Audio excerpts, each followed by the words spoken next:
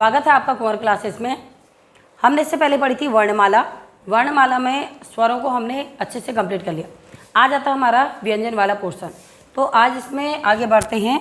यहाँ पर देखिए, आज जो हमारा विषय है ये हो जाता है व्यंजन। स्वर में मैंने आपको एक बात बताई थी, स्वर और व्यंजन दोनों को अच्छे से समझिए। दोनों क्या है? वर्ण। और वर्ण क्या होती है? भाषा की सबसे छोटी इकाई। अब वर्ण में ही आपका आता है स्वर और व्यंजन, और स्वर और व्यंजन के बीच में आ जाते हैं हमारे अयोगवाह। तो स्वर भी आपका क्लियर हो चुका है, अयोगवाह भी क्लियर हो चुका है। व्यंजन में देखिए, व्यंजन क्या है? तो व्यंजन वे वर्ण हैं जो स्वरों की सहायता से उच्चारित किए जाते हैं। परिभाषा सभी को आती होगी, तो क्या कहेंगे? व्यंजन वे वर्ण हैं जो स्वरों की सहायता से उच्चारित किए जाते हैं। अब व्यंजन में बच्चों आपको बहुत कुछ देखने को मिलेगा, यानी कि पूरा खेल देखिए हमारी जिह्वा का है, हमारी प्राणवायु का है, हमारे श्वास का है। अब अलग अलग तरीके से व्यंजन को समझेंगे। तो पहला पार्ट हम व्यंजन का लेकर के आए हैं। इसमें देखिए व्यंजन को कैसे डिफाइन करना है। सबसे पहले तो हम क्या कर देते हैं, इसके वर्ग बना लेते हैं। वर्ग में क्या लिख देंगे? क, च, ट, त और प। चाहे तो आप इसको कचट तप करके एक साथ भी याद कर लीजिए, जैसे आपको याद होता है वैसे आप याद करिए। अब यहाँ पर क्या हमने कचट तप करके एक सीरीज लिख दी है। इसी में जो सबसे पहला अक्षर है, अक्षर क्या कहेंगे? जो सबसे पहला वर्ण है। इससे आगे को हम बढ़ेंगे तो यहाँ हम लिख देंगे क, ख, ग, घ और ङ। इसके बाद अगला आ जाता हमारा च, छ, ज, झ और न्य। ट में देखिए ट, ठ, ड, ढ और अण। त वर्ग में है त, थ, द, ध और न। लास्ट में बचता है प वर्ग, प, फ, ब, भ और म। ये हमने क्या करा? 5 हमने वर्ण आगे से लिख लिए, और हर वर्ण में या हर वर्ग में 5-5 व्यंजन हमने ऐड कर दिए। अब ये क्या है? सिर्फ आप लोगों की सुविधा के लिए कि आप इसको कितने अच्छे तरीके से पढ़ सकते हैं, तो ये आप ही लोगों की सुविधा होगी। अब इसमें देखिए वर्ग बना लिए कचट तप करके। अब वर्ग बनाए, एक वर्ग में 5 व्यंजन रख दिए। वर्ग बार बार क्यों बोल रही हूँ? आपको इससे क्या सुविधा होगी? इनको हमने एक नाम दे दिया, और ये नाम क्या दे दिया? वर्गीय व्यंजन। क्या कह देंगे? वर्गीय व्यंजन। अगर आपसे पूछा जाता है कि आपकी वर्णमाला में कितने व्यंजन वर्गीय हैं, आप कहेंगे क से लेकर के म तक 25 जो वर्ण होते हैं या 25 व्यंजन होते हैं, ये वर्गीय हैं। वर्गीय कहने के पीछे क्या आधार हो सकता है? कि हमने इनके क्या बनाए? वर्ग। अब देखिए, जब आप इनका उच्चारण करेंगे, प्रैक्टिकली करके देखते हैं, क्योंकि यहाँ से हमारा सारा जो कोर्स है या जो सारा जो पोर्शन होगा वो प्रैक्टिकल में ही ज़्यादा होगा। अब आप क्या कहेंगे? क, ख, ग, घ, ङ। खुद ही उच्चारण करके देखिए, क, ख, ग, घ, ङ। कहीं ना कहीं आपको ऐसा लगेगा कि आपके गले से क्या है? वर्ण निकल रहे हैं। जो प्रेशर पड़ रहा है वो कहाँ पर पड़ रहा है? गले में पड़ रहा है। गले में पड़ने के कारण हम इसको बोल देंगे कंठ्य। क्या बोल दिया हमने? कंठ्य। गले का तत्सम रूप जो होता है कंठ्य होता है, तो उस बेस पर हमने क्या कह दिया? कंठ्य। च में आ जाते हैं च, छ, ज, झ, न। क्या बोलेंगे? च, छ, ज, झ, न। दांतों के जस्ट पीछे, ठीक है, एकदम दांत की जड़ मत बोलिए, दांतों के पीछे क्या होता है? हमारी जीभ स्पर्श कर रही है। हर पोर्शन आपको दिलाएगा इसके बारे में 1 नंबर आपको, ठीक है। तो ध्यान देना है, दांतों के पीछे क्या है? जीभ थोड़ा सा स्पर्श कर रही है। दांतों के पीछे वाला भाग कहलाता हमारा तालु। तो इस बेस पर हमने इनको नाम दे दिया तालव्य। तो कैसे व्यंजन हो जाएंगे? तालव्य। ट वर्ग में आते हैं ट, ठ, ड, ढ, ण। बोल करके देखिए, ट, ठ, ड, ढ, ण। आपकी जीभ पलट करके पीछे गई और पीछे जा करके मुंह के ऊपर वाले भाग को टच किया। अब जब तक आप प्रैक्टिकल नहीं करेंगे समझ में नहीं आएगा। तो देखिए ट, ठ, ड, ढ, ण। जीभ पूर्ण रूप से पलट गई है। पलटने के बाद ऊपर के भाग को स्पर्श कर रही है। ये वाला जो भाग होता है हमारे मुंह का सबसे कठोर भाग होता है, और इसका नाम है मूर्धा। तो इस आधार पर हमने इन व्यंजनों को कह दिया मूर्धन्य। इसके बाद ऐसा था त, थ, द, ध, न। बोल के देखिए, जीभ आपके दांतों को स्पर्श कर रही है, तो दांतों को स्पर्श करने के कारण हमने इन व्यंजनों को बोल दिया दंत्य। और प वर्ग में प, फ, ब, भ, म, हमारे दोनों होठ यानी कि ओष्ठ, तत्सम रूप लीजिए ओष्ठ, ओष्ठ आपस में क्या हो रहे हैं, मिल रहे हैं, इसलिए इन व्यंजनों को हमने बोल दिया ओष्ठ। अब देखिए ये कहने का मेरा लॉजिक क्या है, आप समझिए। कंठ्य, तालव्य, मूर्धन्य, दंत्य, ओष्ठ, हमारी जो जीभ है वो कहीं ना कहीं स्पर्श कर रही है। क्या कर रही है? स्पर्श, छू रही है। अब हम हिंदी पढ़ने जा रहे हैं तो हिंदी संस्कृत की बेटी है, हमें संस्कृत को ही लेकर के चलना पड़ेगा। हमने कहा हमारी जीभ मुंह के किसी न किसी भाग को स्पर्श कर रही है, स्पर्श कर रही है, इसलिए इन व्यंजनों का नाम रख दिया गया स्पर्श व्यंजन। इनको क्या कह देंगे हम? स्पर्श व्यंजन। अगर आपसे पूछा जाएगा वर्णमाला में कितने व्यंजन स्पर्श हैं, तो आप कहेंगे क से लेकर के म तक 25 व्यंजन क्या हैं? स्पर्श व्यंजन हैं। क्यों स्पर्श हैं? क्योंकि हमारी जीभ मुंह के किसी न किसी भाग को स्पर्श कर रही है। इनको आपने वर्गीय व्यंजन क्यों कहा? क्योंकि हमने इनको वर्गों में विभाजित कर दिया है। 2 प्रश्न आपके यहाँ से सॉल्व हो गए। अगला कहाँ कहाँ उच्चारण करती है हमने आपको प्रैक्टिकली दिखा दिया, आप याद करिए। अगर आपको याद नहीं होता प्रैक्टिकल करके देख लीजिए, यहाँ से 1 या 2 नंबर का प्रश्न आपसे पूछा ही जाता है। आप देखिए जब मैं ट वर्ग में आई थी मूर्धन्य, मैंने कहा था जीभ पलट करके पीछे जा रही है और मुंह के किसी भाग को टच कर रही है, और ये एक ऐसा भाग है जो मुंह का सबसे कठोर भाग है। कठोर भाग होने के कारण जो मूर्धन्य व्यंजन है, यहाँ पर लिख देती हूँ, जिन व्यंजनों को हमने मूर्धन्य कहा इन्हीं को हम कह देते हैं कठोर व्यंजन। अगर आपसे कभी पूछा जाएगा कि वर्णमाला में ऐसे कौन से व्यंजन हैं जिनको आप कठोर व्यंजन कहेंगे, तो आप कहेंगे ट वर्ग के व्यंजन जो हैं वो क्या कहलाते हैं? कठोर व्यंजन कहलाते हैं। अब ट वर्ग में 2 वर्णों पर आपको फिर से ध्यान देना पड़ेगा, ड और ढ। क्या देना पड़ेगा? ड और ढ। इन्हीं ड और ढ से हम बना देंगे ड और ढ। यह है ड ढ, डमरू, ढक्कन, किसी भी शब्द के प्रारंभ में आ सकते हैं। हम कहते हैं ड से डमरू, ढ से ढक्कन, लेकिन यहाँ पर ड और ढ, इनके नीचे एक बिंदु लगा दीजिए, ड और ढ। ये ऐसे व्यंजन हैं जो किसी भी शब्द में आगे नहीं आ सकते, बीच में आ सकते हैं, अंत में आ सकते हैं, लेकिन आगे नहीं आ सकते हैं। अब ट वर्ग ने क्या करा? इन दोनों व्यंजनों को उठाया और यहाँ से बाहर फेंक दिया, बाहर फेंक दिया, तो इस कारण इनको कहा जाता है उत्क्षिप्त व्यंजन।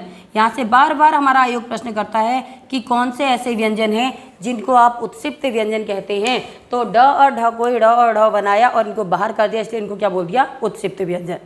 आप देखिए जब तक किसी वर्ग के अंदर हैं तो अच्छी खासी इनकी रेपो है, वर्ग के बाहर कर दिए गए हैं तो गौड़ हो गए हैं, कोई इन्हें नहीं पूछ रहा है, तो अब ये व्यंजन क्या कहलाएंगे? गौड़ व्यंजन। अगर आपसे पूछा जाएगा कि कौन से ऐसे व्यंजन हैं जिन्हें क्या कहा जाता है? उत्क्षिप्त व्यंजन कहा जाता है, ड ढ, आप कहेंगे गौड़, ये भी ड ढ। तो यहाँ तक का हमारा क्लियर हो चुका है। क्या कहेंगे? क से म तक 25 स्पर्श व्यंजन, क से म तक जो 25 है वही हमारे क्या है? वर्गीय व्यंजन। ट वर्ग क्या हो जाएगा? सबसे कठोर है तो कठोर व्यंजन कहे जाएंगे। इसी में ड ढ को क्या कर दिया? उत्क्षिप्त कर दिया, तो ये उत्क्षिप्त व्यंजन या गौड़ व्यंजन। अब एक चीज़ और मैं आपको बताना चाहूँगी, जब आप च वर्ग में आते हैं, च, छ, ज, झ, केवल 4 ही वर्ण लेने हैं, च, छ, ज, झ, ये क्या है? स्पर्श व्यंजन के ग्रुप में आते हैं। ग्रुप कौन सा हो गया इनका? स्पर्श व्यंजन। एक बार और उच्चारण कर लीजिए, च, छ, ज, झ। कहीं ना कहीं बोलने में हमें ताकत लग रही है, मुंह में क्या हो रहा है? घर्षण हो रहा है, रगड़ते हैं, हाथों को रगड़ते हैं, गर्मी का अनुभव आपको होता है, जीभ में भी कहीं ना कहीं गर्मी का अनुभव हो रहा है। च, छ, ज, झ, स्पर्शी तो पहले से ही थे। यहाँ पर देखिए च, छ, ज, झ, स्पर्शी तो पहले से ही थे, तो हम उसको अलग नहीं कर सकते, हमने कहा स्पर्शी। ठीक है, दूसरा घर्षण करके आ रहे तो हम इनको कह देंगे संघर्षी, यानी कि इनको स्पर्शी संघर्षी या स्पर्श संघर्षी व्यंजन कह देंगे। तो वर्णमाला में कौन से ऐसे व्यंजन है जिन्हें स्पर्श संघर्षी कहा जाता है? च, छ, ज, झ जो है स्पर्श संघर्षी व्यंजन है। स्पर्श के साथ साथ कहीं ना कहीं इनमें घर्षण हो रहा है। आप देखिए पंचमाक्षर में आ जाते हैं, हर वर्ग का 5वां व्यंजन आप ले लीजिए। हर वर्ग का आपने क्या ले लिया? 5वां व्यंजन ले लिया। अब ये 5वें व्यंजन का अगर आप उच्चारण करेंगे, कहीं ना कहीं बच्चों आपको ऐसा लगेगा, देखिए कि आप मुंह से नहीं नाक से बोल रहे। हमने कहा ङ, न्य, ण, न, म, आवाज कहाँ से आ रही? नाक से आवाज आ रही है, लग ही नहीं रहा है मुंह से बोल रहे हैं। नाक से बोलने के कारण इनको बोला जाता है नासिक्य व्यंजन। कौन से व्यंजन बोल देंगे? तो हम कहेंगे नासिक्य व्यंजन। और कौन सा कह सकते हैं? तो इसके अलावा हम इनको बोलते हैं अनुनासिक व्यंजन। क्या कह देंगे? नासिक्य व्यंजन या अनुनासिक व्यंजन। और ये ऐसी चीज़ें हैं, आप लोग अगर इनको रटने का प्रयास करेंगे आपको कभी नहीं रटी जाएंगे। आप इन्हें व्यवहारिक लीजिए, हिंदी को विज्ञान समझ के पढ़िए, आपका सब कुछ क्लियर हो जाएगा। प्रैक्टिकल लीजिए, आपके जीभ का ही पूरा खेल है, आपके मुंह का ही पूरा रंगमंच है, तो उसको आप प्रैक्टिकल करके देखेंगे, आपको हर बात यहाँ पर क्लियर हो जाएगी। तो यहाँ देखिए, आपके जो स्पर्शी व्यंजनों से जितने क्वेश्चन बन सकते हैं यहीं तक बनेंगे, इससे ज़्यादा आपका क्या है, कोई भी क्वेश्चन नहीं बनेगा। अब यहाँ हमने क्या करा, स्पर्शी व्यंजन, उससे संबंधित हर वर्ग का उच्चारण कहाँ कहाँ से हो रहा है उसको देखा। अब थोड़ा सा आगे बढ़ते हैं, हम कहाँ तक पहुँचे? क से लेकर के मौ तक। मौ के बाद हमारा क्या आ जाता है? य, र, ल, व। क्या हो जाएगा? य, र, ल, व। अब ये कैसे व्यंजन होते हैं? अगर हम इनका उच्चारण करेंगे ना तो हमारी जो प्राण वायु होती है, अब प्राण वायु क्या चीज़ आ गई? जो हमारी ताकत है, बोलने की कैपेसिटी है, ठीक है। तो इनमें देखिए कुछ वर्ण ऐसे होते हैं इजीली हम बोल जाते हैं बिना किसी ताकत के, कुछ वर्ण ऐसे होते हैं जिनको बोलने में बड़ी ताकत की जरूरत होती है, बहुत ज़्यादा ताकत हमें लगानी पड़ती है। तो इनके उच्चारण में प्राण वायु क्या होती है? ईजीली निकलती है। आपने कहा य, र, ल, व, कोई ताकत का अनुभव नहीं है, कोई ज़्यादा आपको प्रेशर नहीं पड़ा। य, र, ल, व, अंदर से ये वर्ण हमारे निकल के आ रहे हैं। हमने कहा इनको अंतःस्थ व्यंजन। क्या नाम दे देंगे इनको? अंतःस्थ व्यंजन। और यहाँ से भी बार बार पूछा जाता है कौन से व्यंजन हैं, चाहे तो वो 4 के 4 आपसे पूछ ले, य, र, ल, व क्या है, आप कहेंगे अंतःस्थ व्यंजन। या इसमें से कोई एक उठा करके आपको दे देगा कैसा व्यंजन है, आपने पढ़ रखा है, आपको पता है यहाँ पर प्राणवायु कम लग रही है, आप कहेंगे य, र, ल, व क्या है? अंतःस्थ व्यंजन है। अब इस अंतःस्थ व्यंजन में भी बहुत सारी चीज़ें आपको देखने को मिलेंगी, जैसे यहाँ पर य और व, इसको हम संयुक्त रूप से कह देते हैं अर्धस्वर। य क्या है? हम कहेंगे अर्धस्वर। व क्या है? हम तो भी कहेंगे अर्धस्वर। अब देखिए य और व अर्धस्वर है, कहीं कहीं पर कुछ किताबों में हो सकता है आपको 4 के 4 अर्धस्वर कह दे, य, र, ल, व, और वो गलत नहीं कहेगा। क्या समझना है आपको? य, र, ल, व 4 के 4 अर्धस्वर होते, लेकिन यहाँ पर र और ल ये कैसे होते हैं? संस्कृत के अर्धस्वर। हम कौन सा विषय पढ़ रहे हैं? हिंदी। तो हिंदी में हम केवल य और व का अर्धस्वर कहते हैं, ठीक है। तो ध्यान दीजिए, कहाँ पर आपसे 4 पूछा जा सकता है, कहाँ पर आपसे 2। अब र कैसा व्यंजन है? इसको बोल देते हैं हम लुंठित व्यंजन। क्या नाम दे देंगे? लुंठित। और ल, तो ल कैसा व्यंजन है? पार्श्व व्यंजन, ठीक है। य, र, ल, व, तो कैसे आ गया हमारे? य और व अर्धस्वर आ गया, र हमारा लुंठित, ल हमारा पार्श्व। अब क्या बचा? तो स वर्ग बच जाता हमारा, स, ह।